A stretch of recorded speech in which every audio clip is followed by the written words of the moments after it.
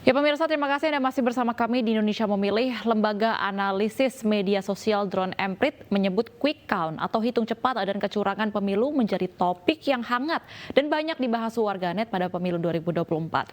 Kecurangan pemilu di dinasti politik mendapat nilai tinggi dari netizen yang melihat banyak kecurangan dalam pemilu. Dan untuk membahas mengenai hal tersebut telah bergabung bersama kami pendiri Lembaga Analis Media Sosial Drone Emprit Ismail Fahmi. Halo, selamat siang Pak Ismail. Terima kasih telah bergabung di Indonesia Memilih siang hari ini. Selamat siang, Mbak Betty. Siang Bapak.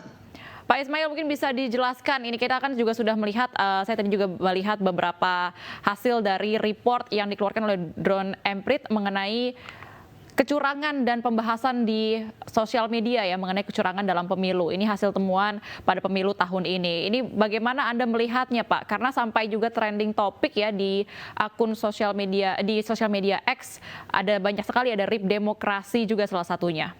Silakan Bapak.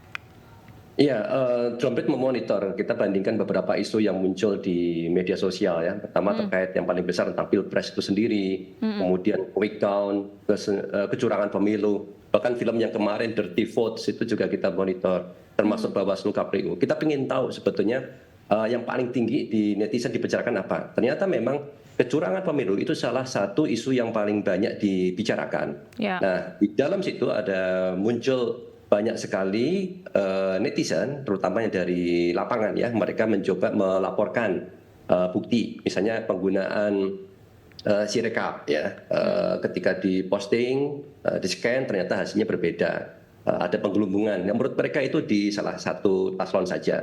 Tapi ini kan perlu dipastikan ya, bagaimana apakah benar ada di satu paslon saja. Dan beberapa netizen saya lihat pagi ini mengumpulkan banyak sekali kesalahan-kesalahan yang ada. Ternyata itu merata itu di semua paslon. Jadi kalau memang seperti itu memang ada kelemahan di sisi sistem ya. Harapannya kita seperti itu tidak diarahkan ke salah satu. Nah kalau benar seperti itu harus ada klarifikasi saya kira ya dari KPU. Nah bagaimana netizen kemudian melihat dari adanya kecurangan ini? Kecurangan ini direspon secara emosinya, secara sangat negatif ya, mereka marah ya, anger, marah sekali melihat kecurangan yang menurut mereka itu TSM ya, terstruktur ya, dan bukan hanya pada saat pelaporan hasil pencoblosan ya, tapi proses-proses sebelumnya itu banyak dilaporkan juga, bagaimana adanya money politik ya, serangan fajar, kemudian juga sebelumnya itu ada indikasi telah diarahkan ya suara ke sana sebelum pencoblosan, sehingga yang muncul suaranya adalah ya seperti yang kita lihat sekarang. Nah, hal seperti ini cukup marak, dan terakhir kalau hari ini saya lihat netizen lagi rame-rame khususnya di websitenya KPU ya. Mereka mencoba memastikan bahwa suara-suara yang ada di lapangan ketika dilaporkan KPU hasilnya sama persis. Itu jangan sampai ada suara yang kemudian salah atau digelembungkan atau dikurangi seperti itu. Nah terkait dengan quick count, ya, seperti tadi disampaikan, ini merupakan salah satu yang sangat trending kemarin. Artinya apa? Quick count sudah disukai atau tidak sukai, ya, dipercaya atau tidak dipercaya, ternyata menjadi salah satu referensi penting bagi netizen untuk menentukan hasilnya itu seperti apa. Gitu. Begitu jam 3 dikeluarkan hasilnya, jam 4, jam 5 sudah mulai agak stabil. Dan kalau kita perhatikan sebetulnya bukan hanya 1-2 lembaga, banyak sekali lembaga quick count yang melakukan dan melaporkan hasilnya.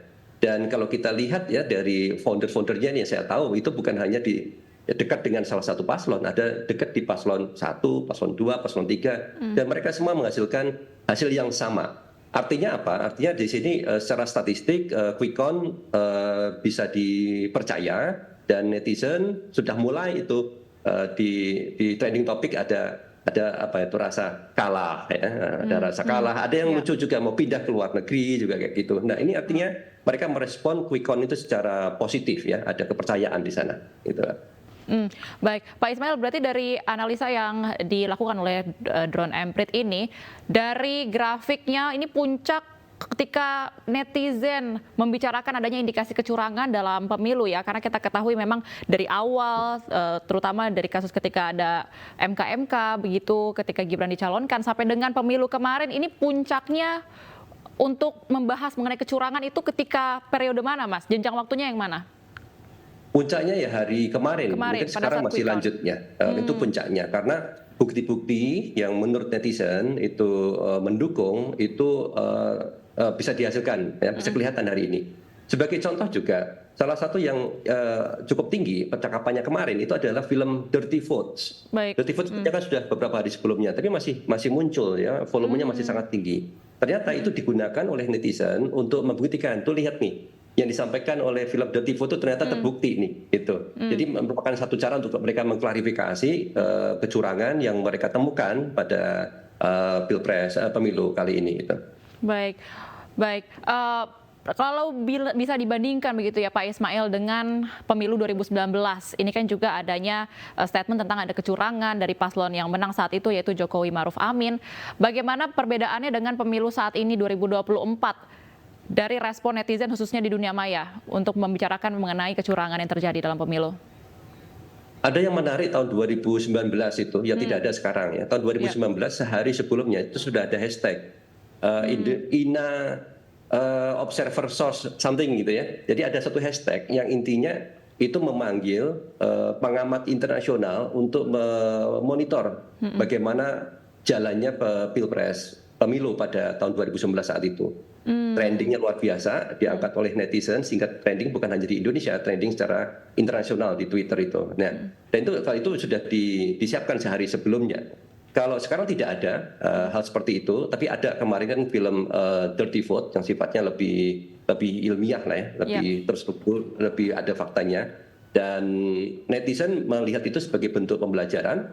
Dan hari ini mereka mencoba untuk menghubungkan bagaimana fakta-fakta di lapangan yang menuju ke sana. Dan sebetulnya jauh sebelumnya kalau sekarang kita lihat yang membedakan dengan tahun 2019 itu adalah upaya yang dianggap sistematis mulai dari MK, peraturan dan seterusnya sehingga sampai sekarang. Kalau dikatakan ada kecurangan misalnya di surat suara itu saja itu salah satu. Jadi proses sebelumnya pun juga mereka anggap ada. Misalnya dari bansos, ini ada percakapan tentang bagaimana bansos. Pernah waktu itu cukup cepat viral juga ya rekaman dari penegak hukum atau apa gitu ya terkait dengan koordinasi kepala desa supaya memenangkan salah satu. Jadi pengkondisian itu sudah ada dan cukup viral gitu. Oke, baik. Terima kasih atas informasi Anda, Bapak Ismail Fahmi, selaku founder dari Drone Emprit. Kita akan kawal terus bagaimana jalannya untuk penghitungan dari real count khususnya ya, yang resmi dari KPU RI. Baik, terima kasih Bapak. Salam sehat, selamat siang. Pemirsa, komedian Alfian Syah Bustami alias Komeng raih suara terbanyak dalam perhitungan suara sebagai calon anggota DPD. Indonesia Memilih akan segera kembali dengan informasi selengkapnya, tetaplah bersama kami.